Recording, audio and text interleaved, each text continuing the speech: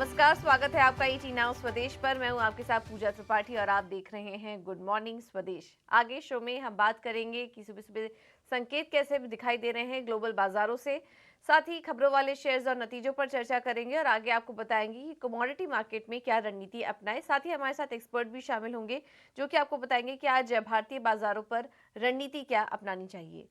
चलिए शुरुआत सबसे पहले करेंगे ग्लोबल मार्केट के संकेतों से। और इस वक्त कमजोर संकेत दिखाई दे रहे हैं।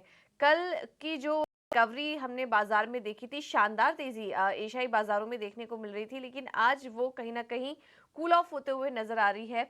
और गिफ्ट निफ्टी में नरमी है, 172 अंक नीचे इस वक्त गिफ्ट निफ्टी दिखाई दे रहा है, जिसमें कि निफ्टी में भी एक कमजोर संकेत की शुरुआत देखने को कमजोर शुरुआत के संकेत यहाँ पर देखने को मिल रहे हैं। गैप डाउन ओपनिंग के संकेत इस वक्त गिफ्ट निफ्टी से दिखाई दे रहे हैं।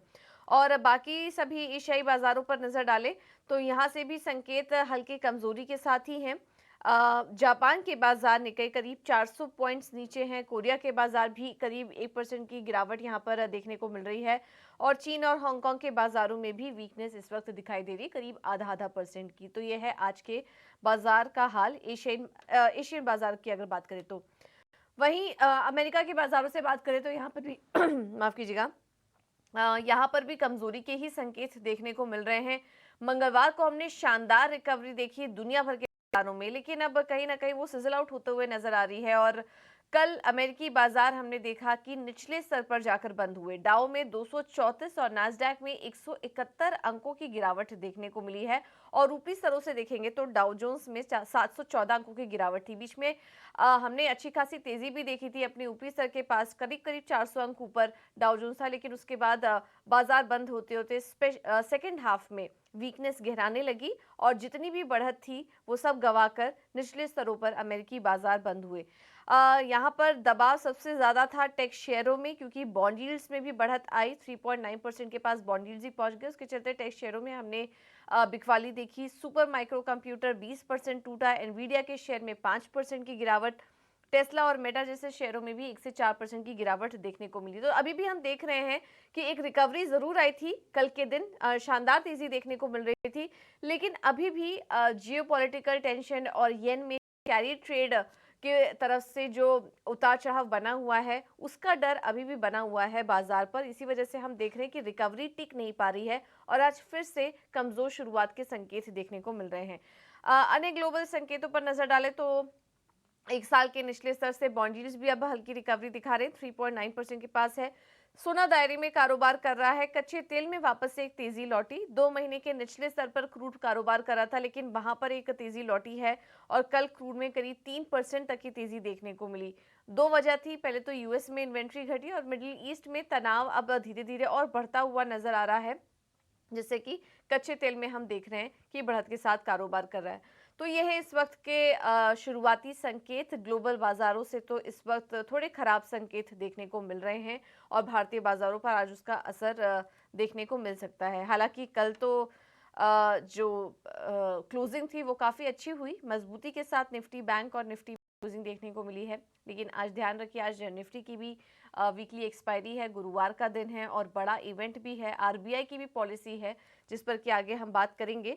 लेकिन इन दो इवेंट्स के कारण आज बाजार में थोड़ा उतार चढ़ाव देखने को मिल सकता है। एक एक्शन आरबीआई पॉलिसी के पहले देखने को मिलेगा और उसके बाद जब 11 बजे मॉनेटरी पॉलिसी आएगी, आरबीआई गवर्नर की कमेंट्री शुरू होगी, उसके बाद बाजार यहां पर रिएक्शन अलग देता हुआ नजर आ सकता है।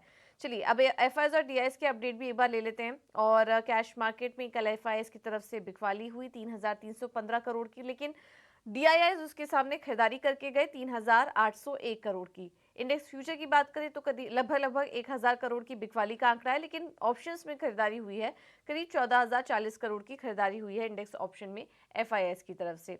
अब आज के लिए निफ्टी और बैंक निफ्टी के कौन से स्तर इंपॉर्टेंट होंगे ये समझ लेते हैं। हमारे साथ फोन लाइन पर डिम्पी कालरा जुड़ चुके हैं पूरा एनालिसिस लेकर। डिम्पी गुड मॉर्निंग, बताइए आज निफ्टी और बैंक निफ्टी के कैसे दिखाई दे रहे हैं?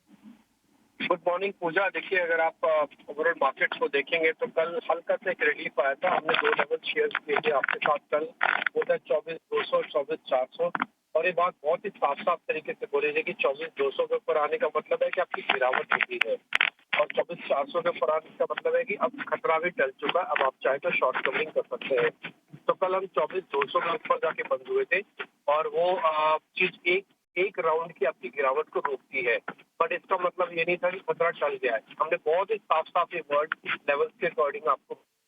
दूसरा पॉइंट, बैंक निफ्टी के अंदर कल 50,000 के आसपास की ही क्लोजिंग हुई है और जो भी 24,200 के ऊपर की क्लोजिंग हुई है। तो एक राउंड के सपोर्ट प्रोटेक्ट हुए हैं, लेकिन तेजी आएगी इसको लेकर अभी भी डाउट है। और आज एसजीएक्स निफ्टी फिर से आपको बता रहा है कि थोड़ा वीक हो सकते हैं वापस से। शुरुआत हमारी हल्की कमजोरी हो सकती है। कहने का मतलब यही है कि फिलहाल जो भी चीजें मार्केट के अंदर अभी चल रही है ये एकदम से जाएंगी नहीं। 42%, 50% एक दिन में बढ़ जाना, 17 साल में पहली बार ऐसा होना, ये कोई ना कोई चीज का सूचक है। और हमें कई बार आपके बात नोटिस कराई है, इसको आप इग्नोर ना करें। ये इंडिया विक्स बहुत इंपॉर्टेंट चीज है, इस समय बहुत इंपॉर्टेंट जंक्शन पे है, इसको रेगुलरली वॉच करें। देखिए 2 दिन में इंडिया विक्स में करीब 20% की रिकवरी आई है। अगर मैं एथिकली भी चेक करूं तो 45-46% बढ़ा और सिर्फ 20% की रिकवरी, यानी कि अभी आधा ही डर निकला है, आधा डर अभी बाकी है।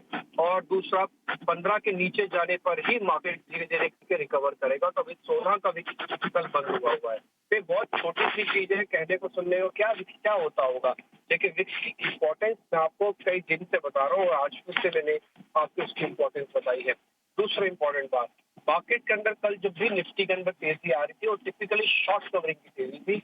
और मैं हमेशा बोलता हूँ short covering is equal to short live. आप छोटा पुल डाउन के लिए शॉर्ट कवरिंग आती है और कल टिपिकली वही हुआ। मार्केट के अंदर कल 13% शॉर्ट सिस्टम से बाहर गए। जस्ट इमेजिन, 13% सिस्टम से शॉर्ट बाहर चले गए, लेकिन बाजार जो गेन हुआ वो सिर्फ 300 पॉइंट का हुआ। तो 13% की शॉर्ट कवरिंग करनी पड़ गई, इसमें सिर्फ 300 पॉइंट है, यानी कि जो पार्टिसिपेशन था वो बहुत कम था पॉइंट्स के टर्म्स में, यानी कि मार्केट के टर्म्स में। ओपन इंटरेस्ट तो ठीक था बट पार्टिसिपेशन बहुत कम था। दूसरा पॉइंट, निफ्टी बैंक कभी भी लेगार्ड है और डाइवर्जेंस दिखाता है। डाइवर्जेंस दिखाने का मतलब कि अगर 300 पॉइंट निफ्टी चला तो बैंक निफ्टी को एथिकली 900 पॉइंट चलना चाहिए था।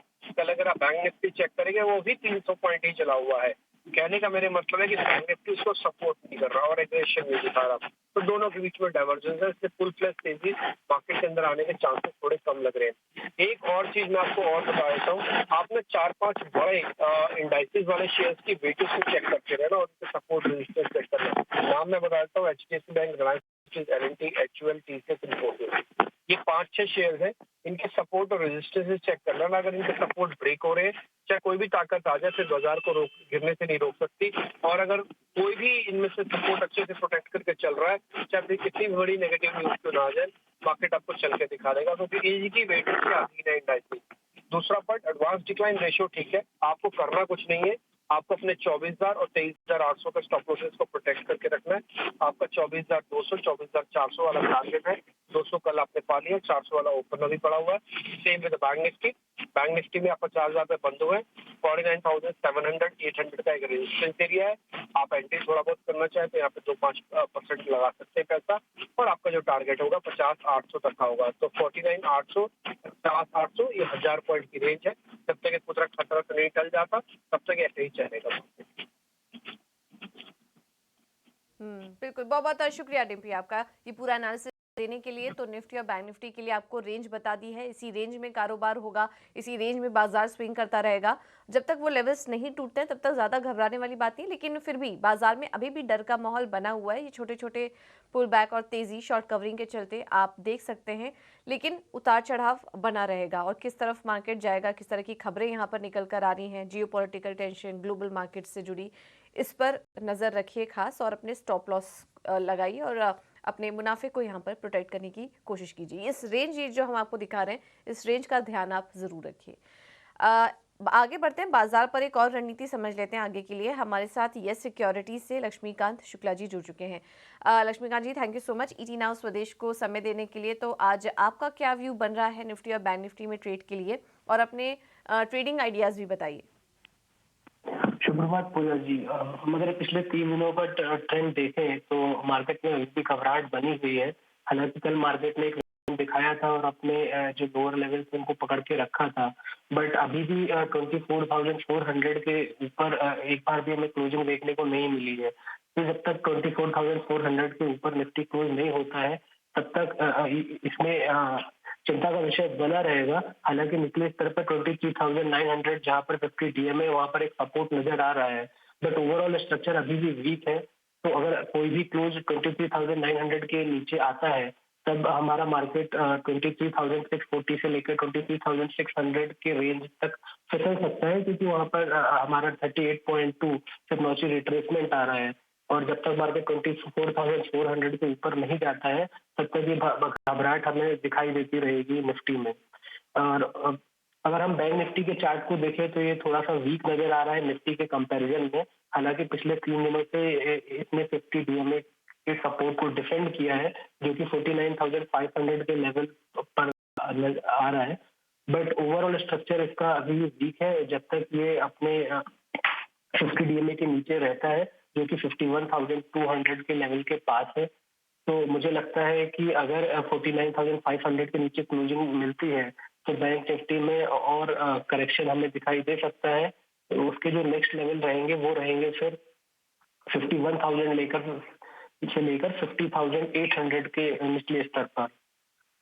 हालांकि अगर हम सेक्टोरियल ट्रेंड देखें तो कल सारे के सारे सेक्टोरियल इंडाइसेस पॉजिटिव नोट पे क्लोज हुए थे, और जिसमें कि पीएससी इंडेक्स ने काफी अच्छा परफॉर्मेंस दिया था। उसमें जो बढ़त थी वो अराउंड 4% के आसपास थी।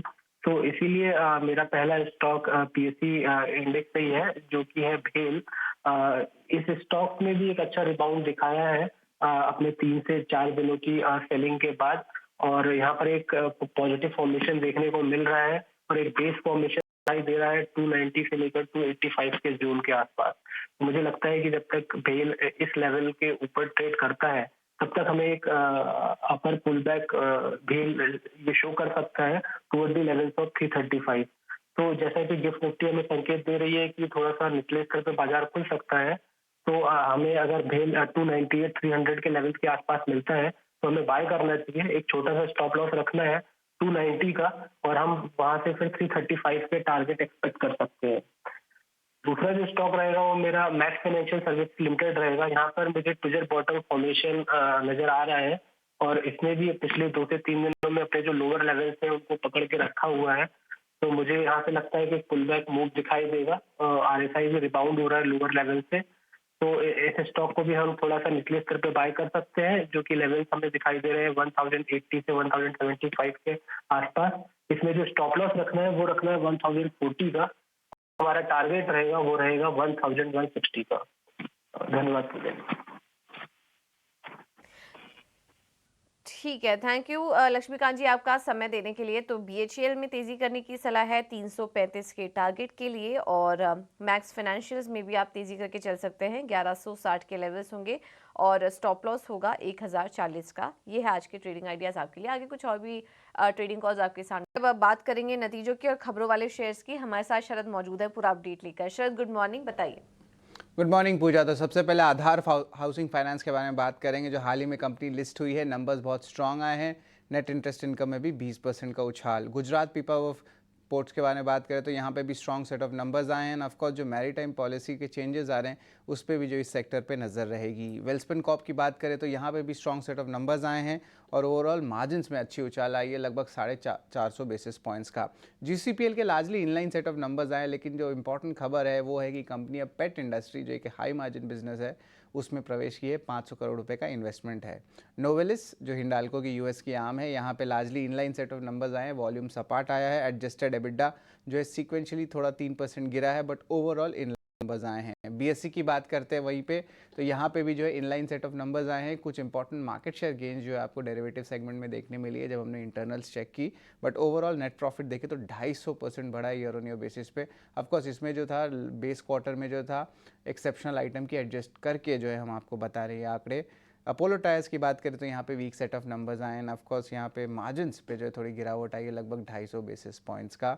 रैडिको खैतान यहाँ पे भी देखें तो यहाँ पे वीक सेट ऑफ नंबर्स आए हैं और मार्जिन्स हालांकि थोड़ी बड़ी है 58 बेसिस पॉइंट्स पर। जो ग्रोथ एक्सपेक्टेड था बाजार को वो एनालिस्ट एस्टिमेट से कम आया है। तो ये अहम अर्निंग्स है जहाँ पे आज इम्पैक्ट देखने मिल सकता है।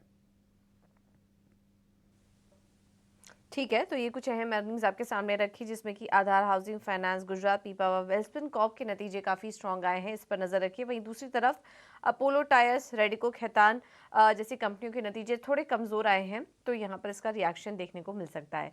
शरद, इसके अलावा खबरों वाले शेयर्स भी बताइए। बिल्कुल, खबरों वाले शेयर्स में एनटीपीसी फोकस में रहेगा। अपनी कमर्शियल ऑपरेशन जो 60 मेगावाट की जो गुजरात की सोलर प्रोजेक्ट है वो स्टार्ट कर दिए है। मैरिको ने अपने बांग्लादेश बिजनेस में जो है कहा है कि ऑपरेटिंग कंडीशंस ठीक हैं और आगे जाते हुए मैन्युफैक्चरिंग ऑपरेशंस रिज्यूम जल्दी हो सकते हैं और मीडियम टर्म प्रॉस्पेक्ट्स अभी भी जो है बने हुए हैं बांग्लादेश के बिज़नेस में। अब इसलिए ये कंपनी कह रहे हैं क्योंकि कंपनी का 11% रेवेन्यू जो है बांग्लादेश से आता है और इम्पोर्टेंटली स्टॉक में थोड़ी सेलिंग भी आई थी पिछले 2 से 3 दिन में, जिस तरह सिविल अनरेस्ट की जो है न्यूज़ आ रही थी बांग्लादेश में। आरबी इंफ्रा के जो है स्ट्रॉन्ग टोल नंबर्स आए, जुलाई में लगभग 37% का ग्रोथ आया है।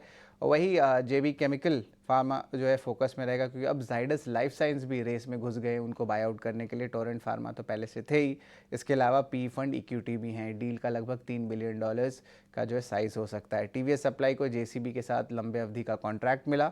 एमटा टेक को भी 140 करोड़ का जो है बड़ा ऑर्डर आया फ्यूल सेल्स के लिए, तो ये इंपॉर्टेंट ज़रूर है। तो ऑर्डर स्पेसिफिक इन दोनों स्टॉक्स को फोकस में रखिएगा। एलआईसी की क्लैरिफिकेशन आई है कि कंपनी को पता नहीं है कि डाइल्यूशन वो कर सकते हैं लगभग 5% की FY25 में गवर्नमेंट की, तो एक क्लैरिफिकेशन आया है। किर्लोस्कर ऑयल जो है लगभग 700 करोड़ का मैन्युफैक्चरिंग कैपेसिटी कोल्हापुर में बनाएंगे, तो उसकी अप्रूवल आई है। वही अगर बोरोसिल रिन्यूएबल्स की बात करें तो यहाँ पे 12 अगस्त को जो है इंपॉर्टेंट दिन रहेगा क्योंकि कंपनी फंड रेज पे विचार करेगी। और आखिर में Maruti Suzuki sentimentally negative impact है क्योंकि आने वक्त जो है हुंडई की IPO भी आने वाली है। कंपनी ने अनाउंस किया है कि वो लगभग 2500 ऑल्टो K10 की जो व्हीकल्स है उनको रिकॉल करने वाले हैं क्योंकि जो स्टीयरिंग गियर की जो असेंबली है बॉक्स है वहाँ पे कुछ प्रॉब्लम्स देखने मिल रहे हैं। तो ये अहम स्टॉक्स है जहाँ पे आज रिएक्शन देखने मिल सकता है। बिल्कुल, बहुत बहुत शुक्रिया शरद आपका ये पूरा अपडेट देने के लिए। तो ये थी खबरें और नतीजों वाले शेयर्स भी हमने आपके सामने रखे। लेकिन अब ब्रोकरेज रिपोर्ट के रडार पर कौन कौन से स्टॉक्स हैं ये बताने के लिए गौरव हमारे साथ जुड़ चुके हैं। गौरव, गुड मॉर्निंग, बताइए। जी हाँ, तो सबसे पहले आज शुरुआत करते हैं पीडीलाइट के साथ, क्योंकि जेपी मॉर्गन ने यहाँ पे ओवरवेट रेटिंग बरकरार रखते हुए टारगेट प्राइस जो है वो 3,300 रुपीज़ का दिया है। अगर हम रिजल्ट्स की बात करें तो अच्छे नतीजे जो है इस क्वार्टर में हमें देखने को मिले थे और इसी के ऊपर जेपी मॉर्गन का मानना यह है कि कहीं पे मार्जिन एक्सपांशन जो है वो देखने को मिला था और इसके वजह से आगे जाके EPS में अपग्रेड भी है वो आगे जाके हमें देखने को मिल सकता है। और इसी के साथ साथ कंपनी भी है जो काफ़ी ऑप्टिमिस्टिक है डिमांड के एनवायरमेंट को लेकर, और इसी के चलते हुए एक ऑप्टिमिस्टिक व्यू उनके तरफ से भी देखने को मिल रहा है। अगली बात करते हैं अपोलो टायर्स की, जहाँ पे मॉर्गन स्टैनली ने इक्वल रेट रेटिंग बरकरार रखते हुए टारगेट प्राइस जो है वो 472 रुपीज़ का दिया है। और इसका मेन रीज़न ये है कि अगर हम नतीजों की बात करें तो कहीं पे वीक नंबर्स हमें देखने को मिले थे और इसी के चलते हुए मॉर्गन स्टैनली का मानना ये है कि अगले 12 महीने में कहीं पे कंसेंसस से EPS कट जो है वो हमें देखने को मिल सकता है इस कंपनी में। अगली बात करते हैं लुपिन की, जहाँ पे जेफरीज ने होल्ड रेटिंग तो बरकरार रखा है बट टारगेट प्राइस जो है वो बढ़ा के 1900 रुपीज़ का किया है। उनका मानना है कि कहीं पे कंपनी की तरफ से एक अच्छा सरप्राइज जो है हर एक क्वार्टर में कंटिन्यूस देखने को मिल रहा है और इसी के चलते आगे जाके एक अर्निंग अपग्रेड भी हमें देखने को मिल सकता है, क्योंकि US में जो प्रोडक्ट्स है उसका लॉन्च है वो एक की इवेंट रह सकता है कंपनी को आगे जाके।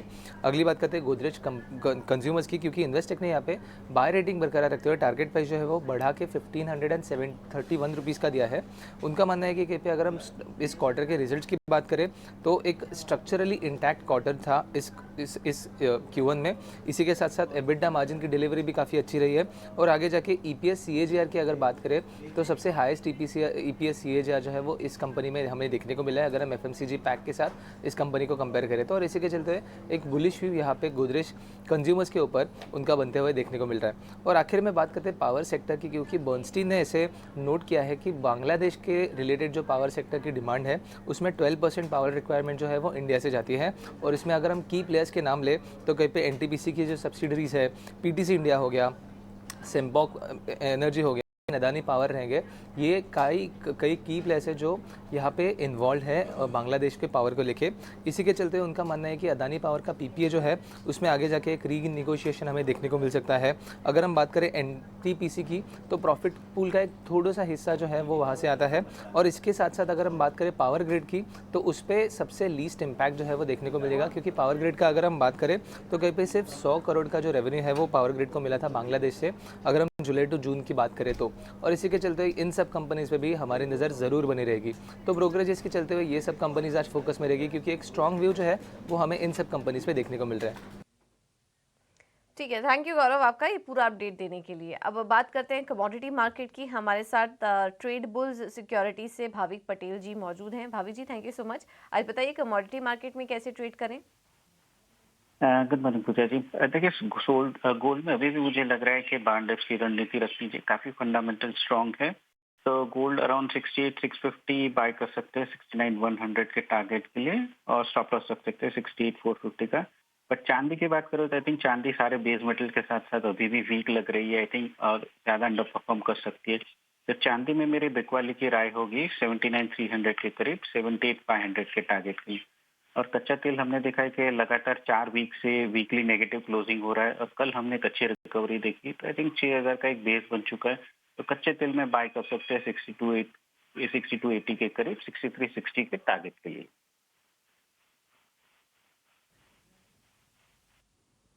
ठीक है, तो गोल्ड में तेजी करके चलिए। सिल्वर में बिकवाली करने की सलाह, क्रूड में भी तेजी करने की सलाह है 6360 के लक्ष्य के लिए, और बेस मेटल्स में कॉपर में बिकवाली करने की सलाह है 768 के टारगेट के लिए। ये है आज कमोडिटी मार्केट से जुड़ी रणनीति। एक बार आपके सामने रखते हैं कि इक्विटी मार्केट में कहां पर ट्रेड करें। तो इसमें 5paisa.com की तरफ से एल्केम में तेजी करने की सलाह इन्होंने दी है 5,650 के टारगेट के लिए। स्टॉप लॉस होगा 5,400 का। और दूसरा कॉल है इनका इंडसइंड बैंक में बिकवाली कीजिए। कल काफ़ी ज़्यादा टूटा था ये स्टॉक, निफ्टी का टॉप लूजर था। 1300-1280 के लेवल्स के लिए आप यहाँ पर अभी भी बिकवाली करके चल सकते हैं। शेर खान ने भी अपने दोनों ही कॉल्स में बिकवाली करने की सलाह दी है। टेक महिंद्रा पहला कॉल है इनका, बेच के चलिए 1420 के लक्ष्य होंगे इसमें। और आयशर मोटर्स में 4550 के टारगेट के लिए आप बिकवाली करने की राय। निर्मल बांग ने एमसीएक्स में तेजी करने की सलाह दी है। 4465 के टारगेट होंगे, स्टॉप लॉस होगा 4200 का। और रेलिगेयर इन्वेस्टमेंट की तरफ से दोनों कॉज में तेजी करने की सलाह है। पहला है औरोबिंदो फार्मा 1540 के टारगेट के लिए, और दूसरा है स्टॉक सन टीवी जहां पर की तेजी करने की सलाह है आपके लिए 930 का टारगेट, स्टॉप लॉस होगा 870 का। तो ये आज के तमाम ट्रेडिंग का आइडियाज, काफी मिले जुले व्यूज यहाँ पर आज एक्सपर्ट्स की तरफ से निकल कर आ रहे हैं। चलिए इस बुलेटिन में फिलहाल